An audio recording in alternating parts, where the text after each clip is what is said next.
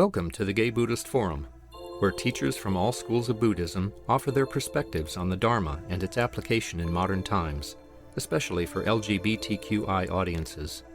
These talks are offered freely to the world and made possible by appreciative listeners.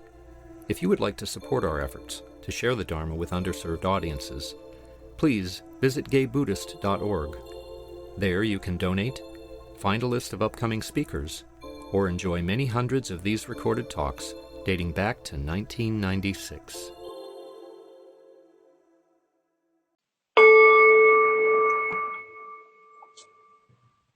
Good morning, everyone. Welcome back. Welcome to the Gay Buddhist Fellowship. Our speaker today, our teacher today is James Baraz, and he's been a meditation teacher for 43 years and a creator of the Awakening Joy course, which has been going on for 18 years.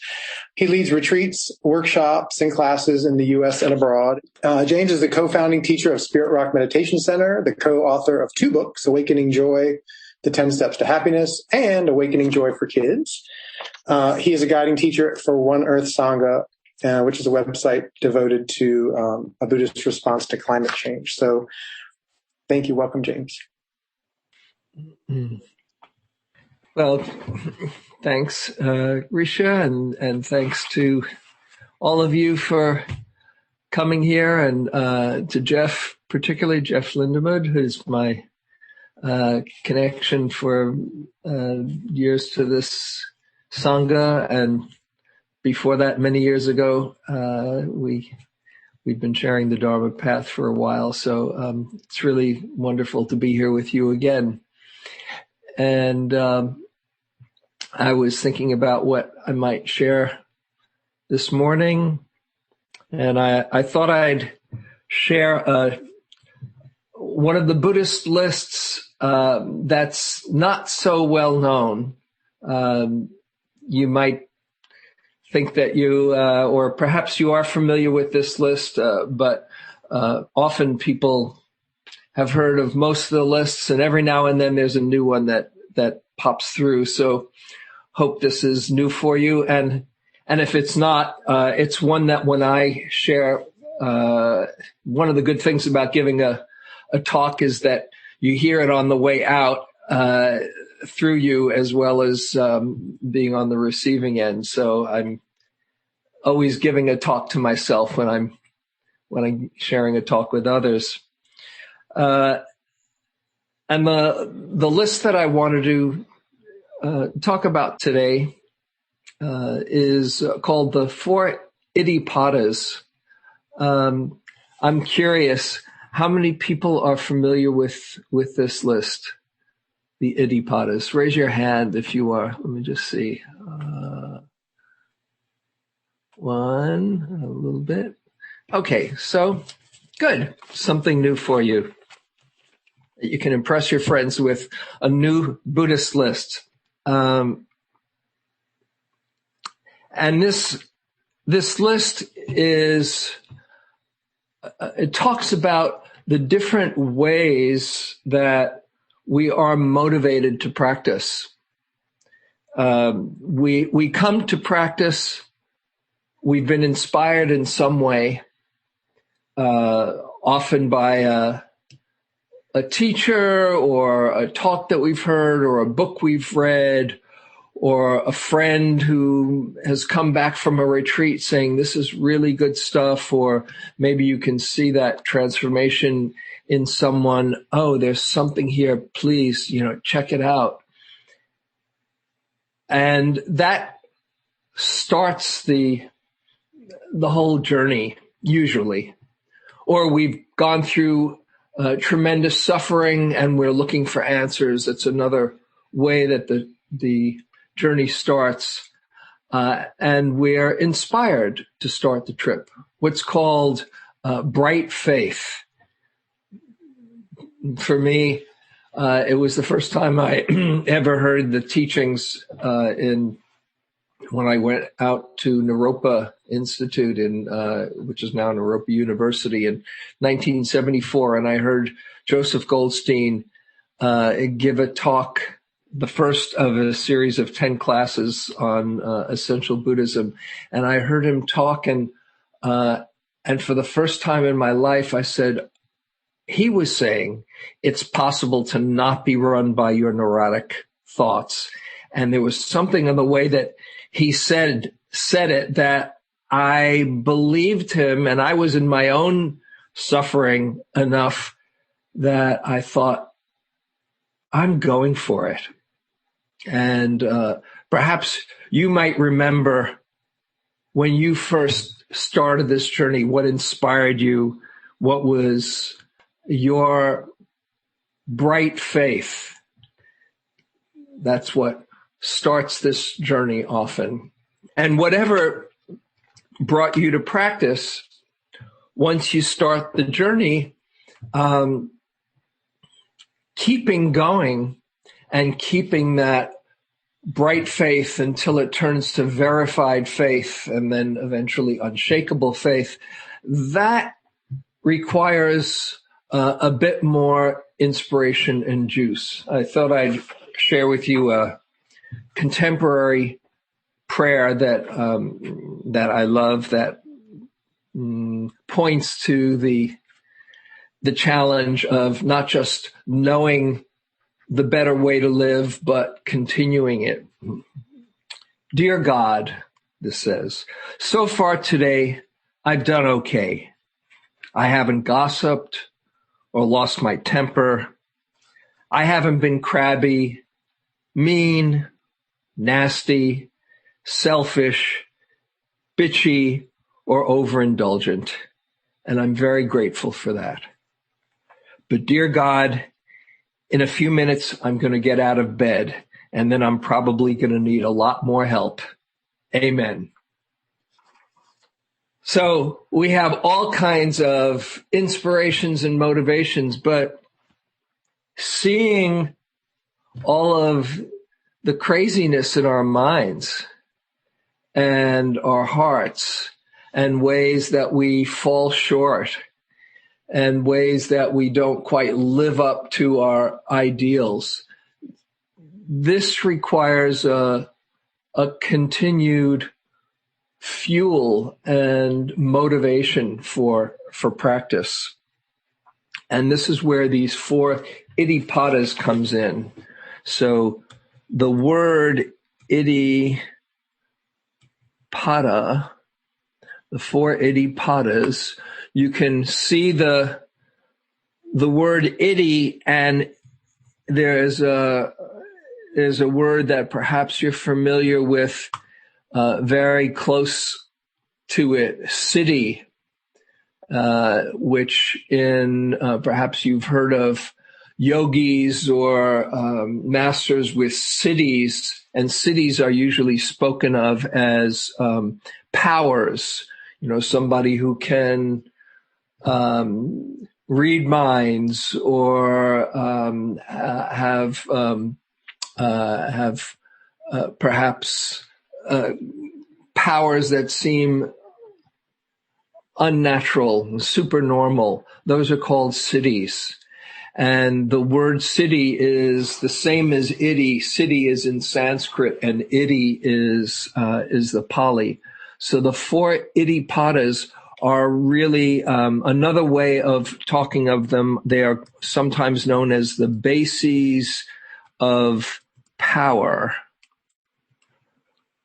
or the bases of success is another way that they're sometimes translated. And this list actually is one of a list of lists. Might as well get the full picture. There's a list, besides probably all of you are familiar with the 7 factors of enlightenment. Well, there's another list called the 37 factors of enlightenment, of which the 7 factors are one part. There are the 7 factors of enlightenment. There's the Eightfold Path, that's 15. There are the 5 spiritual faculties: faith, energy, mindfulness, concentration, and wisdom. So now we're up to 20. The 5 spiritual faculties, when mature, become the 5 spiritual powers. Now we're up to 25. Is that it? 20, 15, 20, 25. Yeah. Then there are the 4 foundations of mindfulness. That's 29. Then there are the 4 wise efforts, guarding against the unwholesome, overcoming it when it arises, cultivating the wholesome and maintaining, increasing them when the wholesome states arise. That's 33. And the last of these is the 4 Iddhipadas. Okay, so now you can have the complete list of lists. And as I say, what these are what sustains our practice. So I'd like to share them with you. And these are different temperaments that people have that come to practice. You might find that you have one that's clearly predominant, and it's not like there's your only one. You might find a bit of each of them in you, but there's one that might be more obviously strong than the others. And so it's sometimes good to get a sense of, where does my motivation for practice come from? So here are the 4. I'll go through them one at a time and hopefully make them relevant to your own practice. So the first one is called Chanda Iddhipada. Now, the word Chanda sometimes is spoken of as a beneficial desire, something that you might know or appreciate knowing, is that not all desire is bad in Buddhism. You might think, you've heard, the cause of suffering is desire. But actually, there's some desires that are wholesome and good. The desire to come to a Sunday morning and sit with everyone and deepen your practice is a good, wholesome desire. The desire to be a more loving person, or to develop the gifts that you've been given in a way that benefits others. These are all wholesome desires. So Chanda is different than tanha, which is a different kind of desire. Tanha, which literally means thirst. That's the kind of desire that's attachment, that the Buddha spoke of as the second noble truth. But Chanda desire is a beneficial desire, something that you or others benefit from. When it's applied to this particular list, Chanda Iddhipada, the word Chanda sometimes means zeal or enthusiasm. And there are some people who have a natural enthusiasm and zeal and excitement, or a spirit of adventure. And we get very inspired in saying, like I did in that first Dharma talk that I mentioned before, I'm going for it. How exciting. Yes, I'm going to make it happen.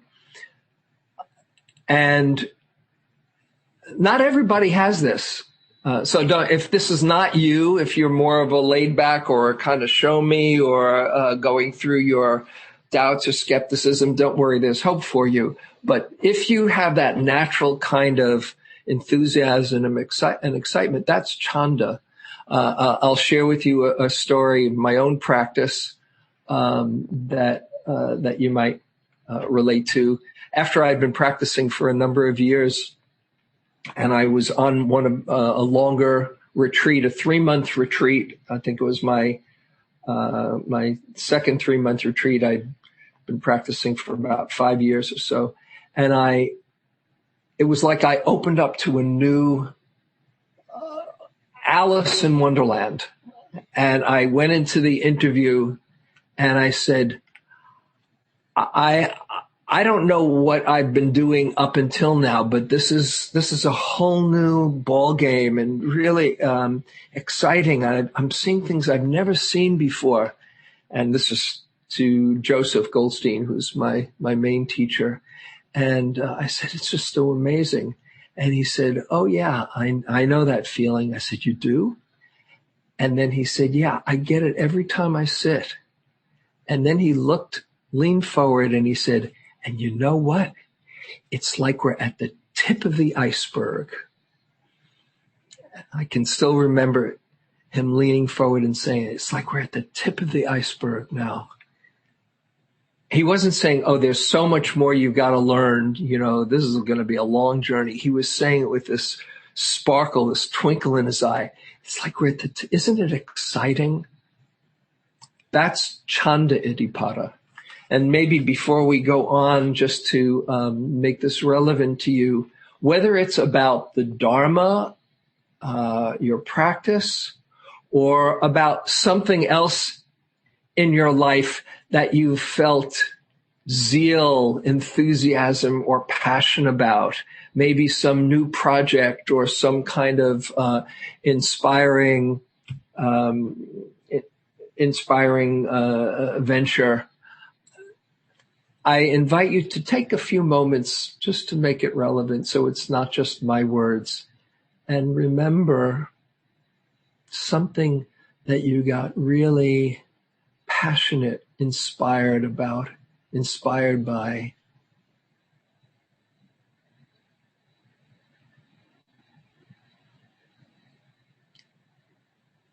And you just decided to go for it.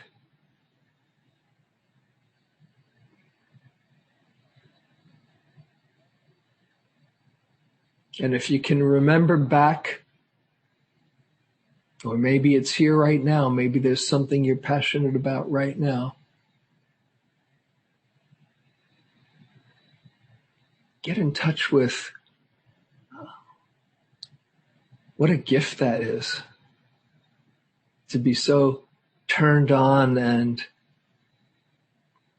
excited about something. And perhaps you've felt that about practice. Maybe you've had a touch of the possibilities.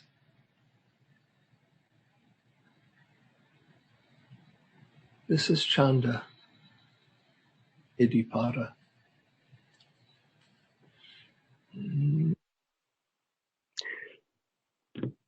But as I say, that might not be your temperament, your style. So here's the second. This is called Virya Iddhipada. Now the word virya is usually translated as energy or effort. It's as I said, the second of the 5 spiritual faculties. It's one of the factors of enlightenment, the third factor of enlightenment, where you are just really putting your whole heart into it, not necessarily with excitement and enthusiasm, but that feeling what one teacher, one Burmese master used to call heroic effort, that nothing is going to deter you, nothing is going to stop you, and you have a kind of inner faith or inner confidence or inner courage, I should say, even more, that you are going to put your whole heart into the experience. And I'll share with you a quote from the Buddha as he was in his journey of awakening. The Buddha is a prime example of this Virya Iddhipada, where his determination was not going to be deterred over the 6 years of his struggle. Sometimes he calls it a struggle. This is what he said. If the end is attainable by human effort, I will not rest or relax until it is attained. Let only my skin and sinews and bones remain. Let my flesh and blood dry up. I will not stop the course of my effort until I win that which may be won by human ability, human effort, human exertion. This is Virya Iddhipada to the nth degree. There he was after his 5 fellow ascetics left him, and he was all alone, and he saw the tree nearby, and he said, I have done everything humanly possible that I can think of to find what I'm looking for. I'm going to sit under that tree until I become enlightened or die. Luckily for him and us, that was the eve of his enlightenment. Now, you might not have that degree of heroic effort, but perhaps you do have some sense of not being deterred by some kind of goal that you seek. Maybe you have it in relation to practice, or maybe you have it in some other challenge that you have faced. For myself, I can remember one example I was thinking about. Well, when have I had this Virya Iddhipada? That is not necessarily doing something because it's fun, but just because I had to do it. And somebody was recently asking me, they were starting to write a book and getting very daunted by the process. And I was sharing, when I got the calling to write a book, it's not easy. If you ever written a book, for some people it might be, but for most people it's not. And it certainly wasn't for me. And there were many times that I said, who needs this aggravation? I was doing fine before, but there was something that called me that said, you are supposed to do this. And you won't be, you won't feel that you've done what you're supposed to do, what you're meant to do, until you do this project. And it kept me going. And I said, okay. And sometimes it was hard, and sometimes it was filled with joy. But it was always, I won't feel satisfied until I complete this. So again, I just ask you to reflect somewhere in your life, sometime in your life. Maybe it's about Dharma practice, but maybe it's about something else. And again, I invite you to go inside and think of a time where your determination, adhitthana, it's called in the teachings, one of the 10 perfections, adhitthana, determination or resolve, where you called on that to see you through, to go through the hardships, to go through all the challenges, because you couldn't ignore it. Virya.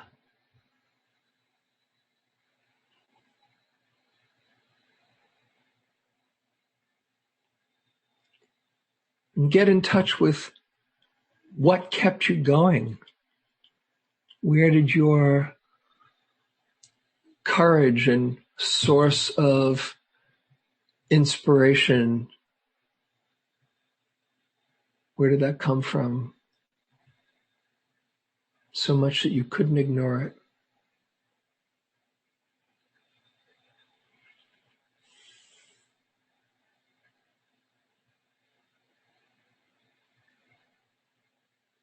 And if you can recall, just tune into that energy that says, I will do this.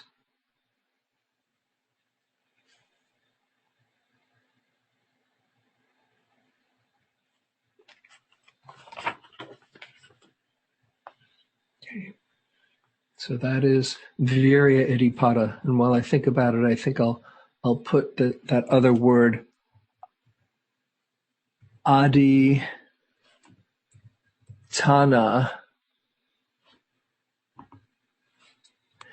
in the box. That's the parami, the paramita of determination or resolve, very much related to this Virya Iddhipada, a source of our inspiration and connection.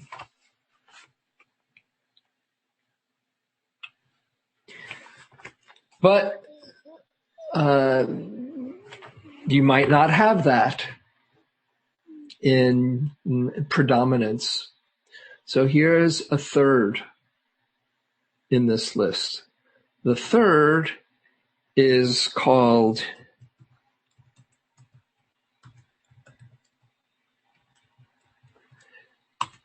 Chitta Iddhipada. Now, you might recognize the word chitta. The C in Pali is like a CH. Chitta refers often to the mind or the heart. Sometimes it's called heart-mind. In chitta, in general, is that chitta, the mind, is everything comes from the mind, and also can refer to a heart. And in reference to the Iddhipada, Chitta Iddhipada is when you have been so touched by the Dharma through seeing on your own, through seeing clearly where your faith and your inspiration has been ignited, and you're not being asked to do anything, but you can no longer ignore the calling of the Dharma. You have fallen in love with the Dharma. Sometimes we say the Dharma hook is in and there's no turning back.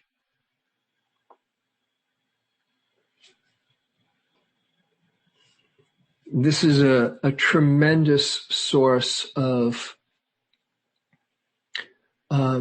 power in the journey, where you can't ignore the calling anymore.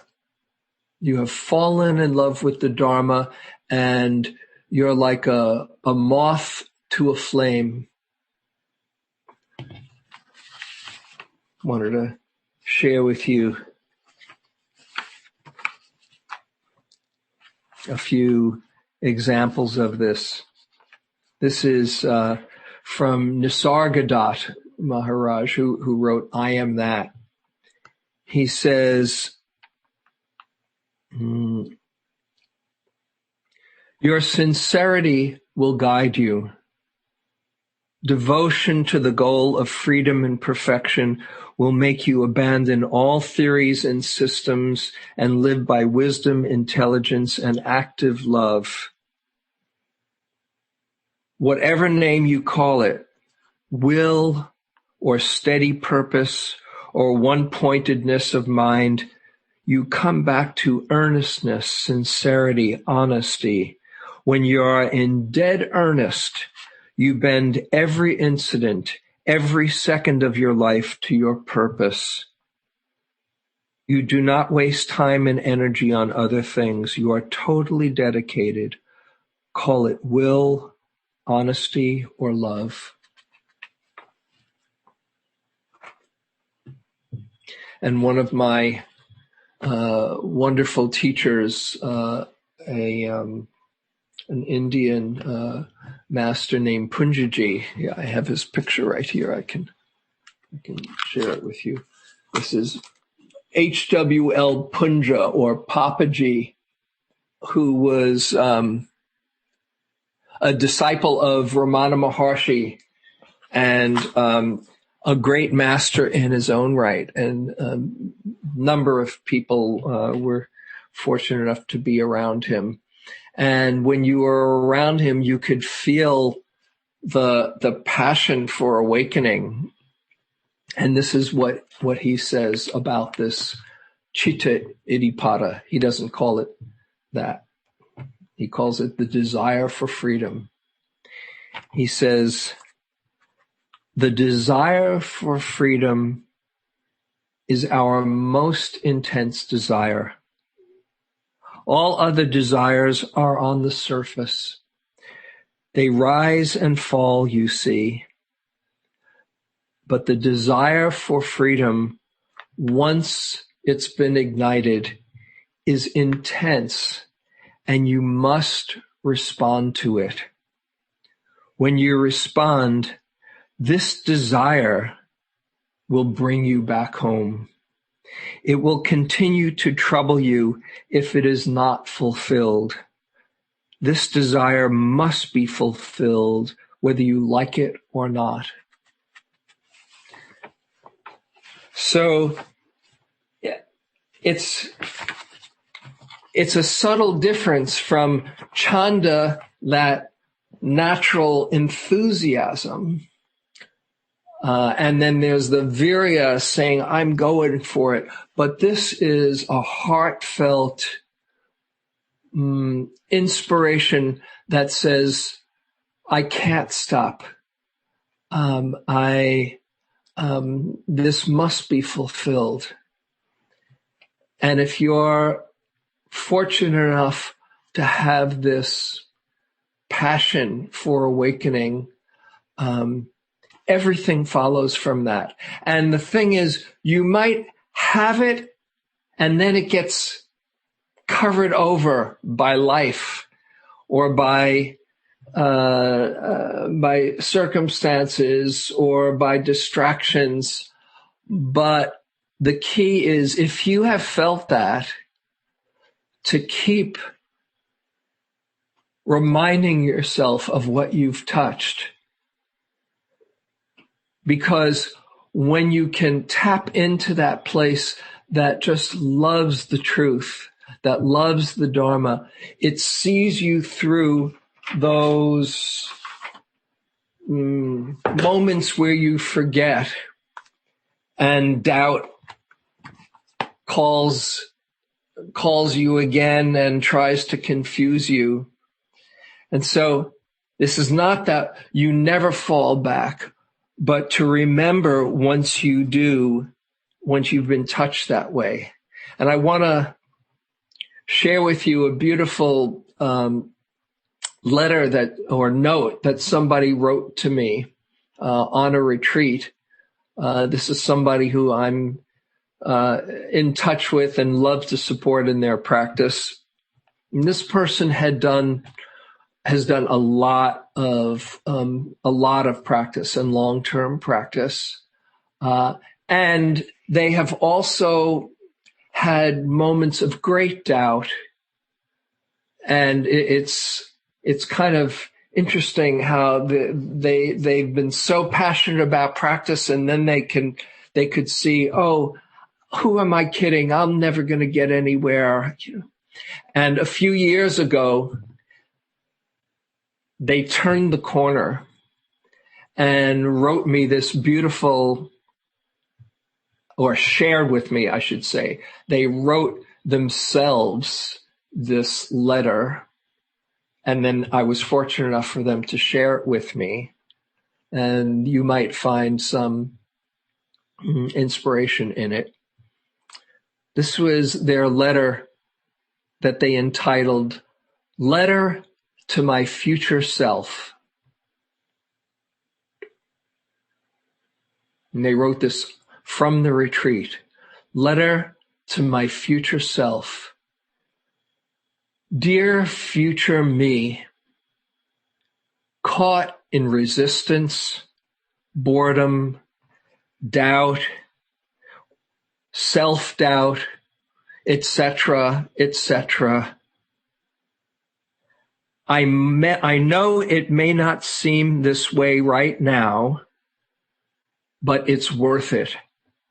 Really, really worth it. And it's working.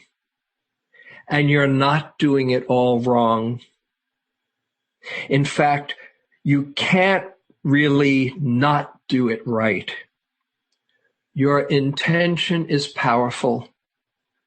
Even if you may not recognize it at the moment, sometimes it goes a bit undercover. But believe me, it's there. And that's all that matters. You're doing great. And you're wonderful.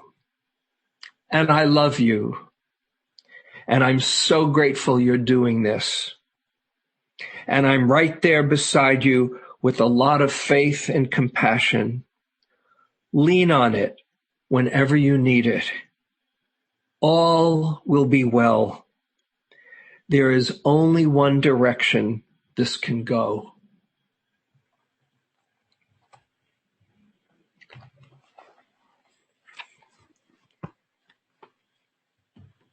You might write a letter to your own future self, those times when you get caught or lost or forget. And I just want to, again, invite you for a few moments to reflect. Has the Dharma touched you in a way that you can't ignore? Why do you come to a Sunday morning? Why do you practice? Get in touch with your own love of the Dharma.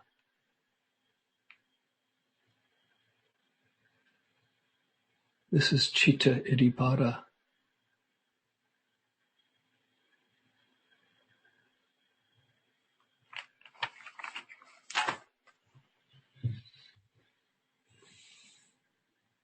Okay.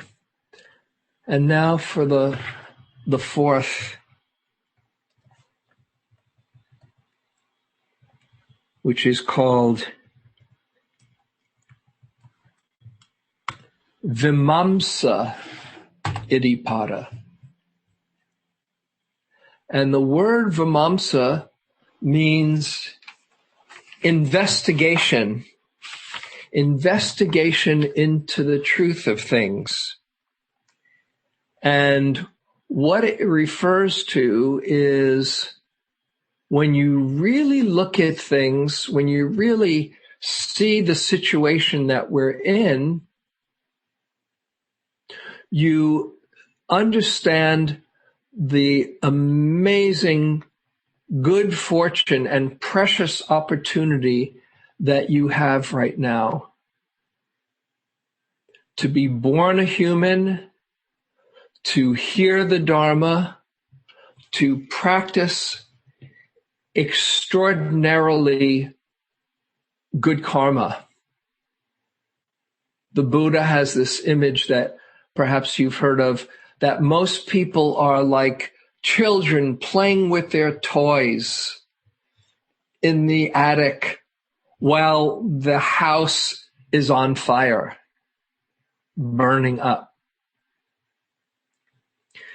This Vimamsa realizes the house is on fire And this is an amazing opportunity we have to not waste it. In Tibetan practice, there are called the 4 mind changers, where once you understand our situation, you are really motivated to make use of this time. The 4 mind changers, this urgency and motivation to practice, are the preciousness of a human birth. There are in the Theravadan 6 different realms of existence, from the lower realms, the hell realms, and the hungry ghost realm, and the animal realm, and then there's the human realm, and then there are 2 above human realms, Deva realms. And of all the 6 realms, the human realm is the best to wake up to, because it has both pleasure and pain. Not so much that you're in a hell realm and can't have some kind of spaciousness in the heart. Not so much that you're in the heaven realm and just in la la land saying, "Oh, this is cool," but enough balance between joy and sorrow that you see there's a deeper way to penetrate both. Preciousness of a human birth. It's extraordinarily rare to be born a human. I just heard a statistic. If you have all of humanity on one side of a scale and all the earthworms in the world on another side of the scale, the earthworms would outweigh humans by 55-1. And then another statistic I remember, this was a few years ago, so now the number of humans has gone up a lot, but it might have been when they were like 6 billion humans. If you put the number of ants on a scale, 65 times number of ants, 65 times the weight as humans. It's pretty rare to be born a human. And one, just thinking a statistic that Wes Nisker has in his book, Buddha's Nature. It's a great book. He says, in your mouth right now, there are more organisms than there have been humans since the beginning of time. And in your gut, there's many more than that. So it's pretty amazing. Here we are. Don't waste this opportunity. The second mind changer is seeing impermanence and death, how there's no escaping it. How do you want to live this life? Don't waste your time. The third mind changer in this Vamamsa Iddhipada is karma. Actions have consequences, and what you do right now is sowing the seeds of your future very directly. What do you want to do? Cultivate more greed, hatred, and delusion, or more generosity, kindness, and wisdom? And then the fourth of the mind changers is called the defects of samsara, or in Theravadan called the samvega, just seeing how we can be sleepwalking through life and thinking that it's about getting as much as we can, as fast as we can, and that's what happiness is about, and seeing how we are just continuing this cycle of suffering, the 12 links of dependent origination, to really see that and see, oh, that's not where happiness can be found. Let's investigate and see how to get off the wheel of samsara. So that's this fourth Vamamsa Iddhipada. And maybe for a moment, just as we end the talk anyway, just getting in touch with your own sense of the rare opportunity that you have to practice. And that maybe you've seen that the game isn't about getting as much as you can. Maybe there's a deeper root to true happiness and freedom. Let's not waste our time.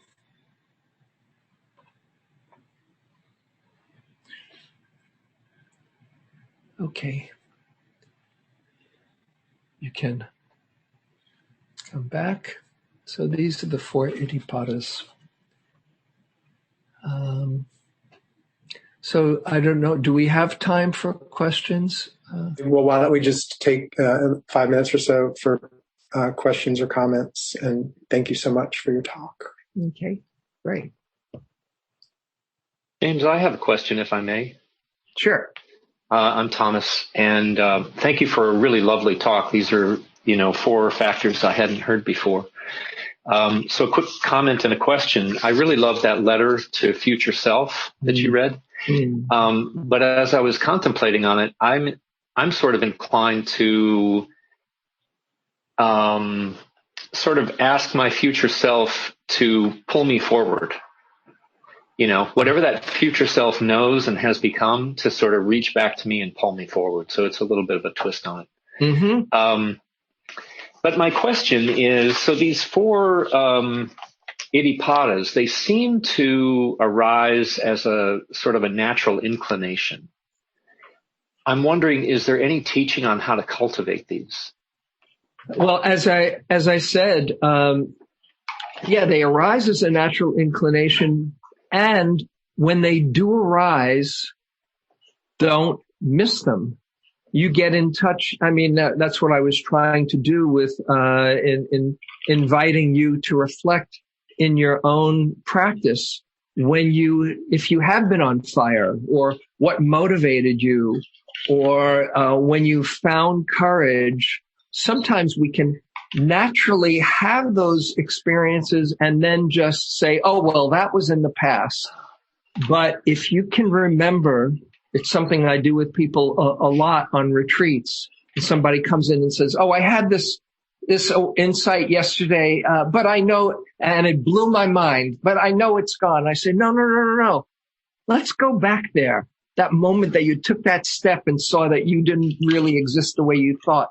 And when people remember it, it's alive. It's right back there. And I say, now not just know you had it, but feel it in your body.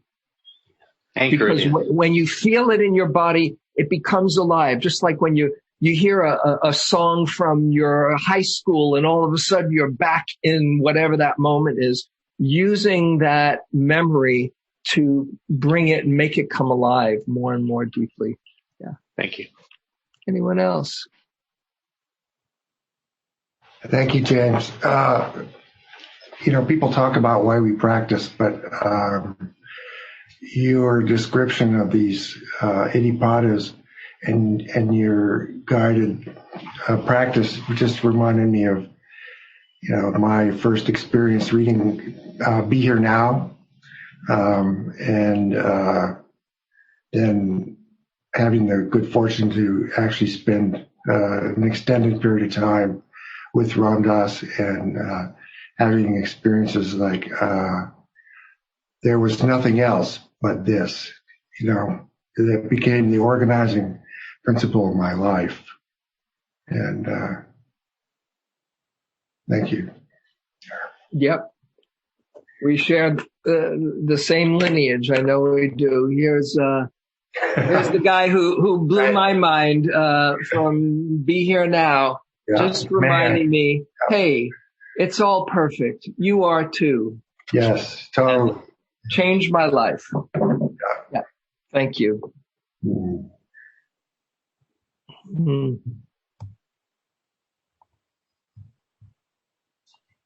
Any more? Maybe time for one last one if there is.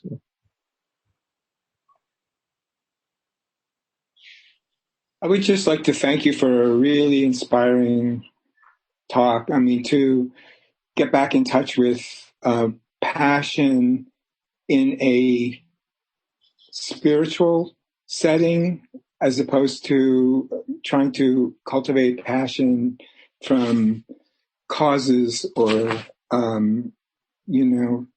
social sources. I guess that really makes me want to get on a retreat again and get to that point where, that the person wrote the letter that you mentioned, so that you read. It's very inspiring talk, and thank you for sharing your wisdom and your knowledge. Mm-hmm. Thank you so much. I'm so happy that came through. Yeah, and I have to remind myself as well, and I have a talk, by the way, it's on Dharma Seed, called Spiritual Passion. It's about it's a talk on the Iddhipadas. And I feel just the way you do that, okay, passion gets a bad rap in Buddha Dharma, but the Buddha was completely passionate about awakening. And here we are. So it's just how we can direct that passion, what really lights us up and gives our heart that kind of fire. So it's just channeling what's there, our love of the truth, and that can take us all the way. So we celebrate it together. Thanks, Cass. I would just like to say thank you again for today's talk and for your many, many years of teaching from Spirit Rock. I've been so fortunate to spend time with you there, but especially your awakening joy that you started years ago in Berkeley.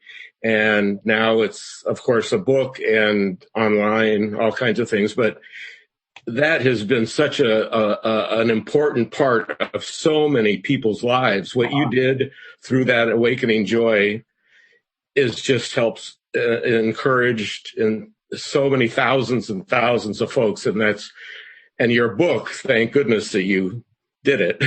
And I thank you. That awakening joy has just been so influential for so many people.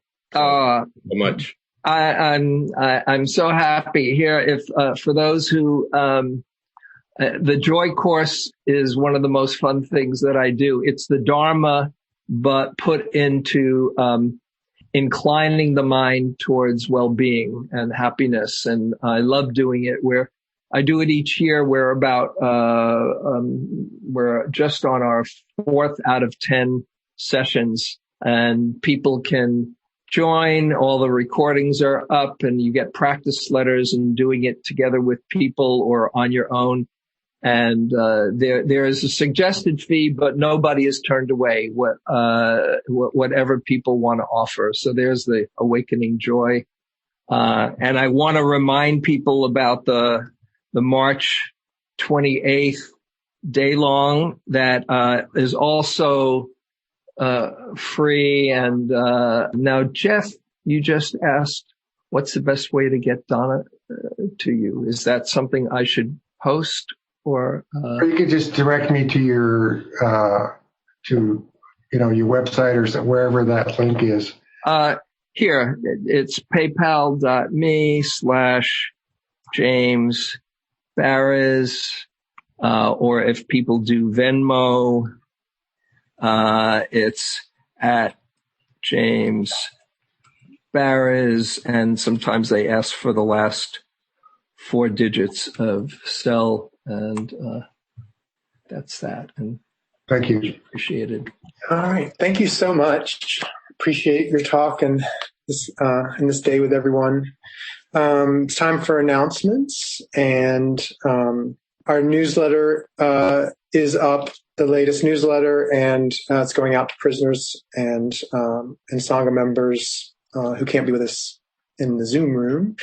And we, of course, to do all of that, we have expenses. So please consider giving Dana.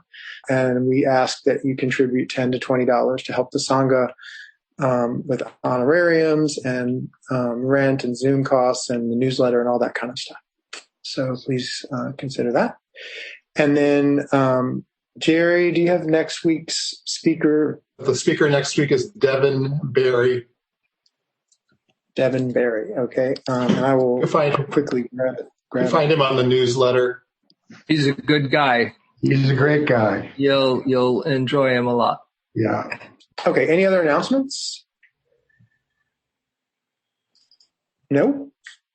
Our dedication to merit. We have one that we use. Or James, if you'd like to have your own, offer your own. It's up to you. Sure. Okay. Happy to. I'll get my bell here too. So here we are together. Something's motivated us to share this morning. Refuge in the Sangha, our own love of truth, and our coming here together creates a great ball of merit, as Joanna Macy speaks of. And just imagining sharing all of the good-heartedness that we cultivate by meeting in community, and then sharing it, sending it out to be shared for the benefit of all beings everywhere, especially in these challenging times. All beings, those who are suffering, those who cause suffering through ignorance, those who are happy, those who cause happiness, human, non-human, and this whole planet, may all be benefited, may all know the highest happiness and peace.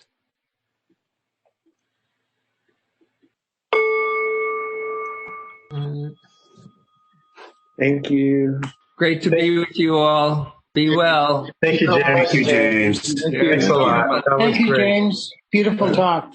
Thank you. Thank you, James. And thank you to you, Jeff. Thanks for all the recordings, George. Virtual kisses and hugs to everyone. Thank you for listening to the Gay Buddhist Forum.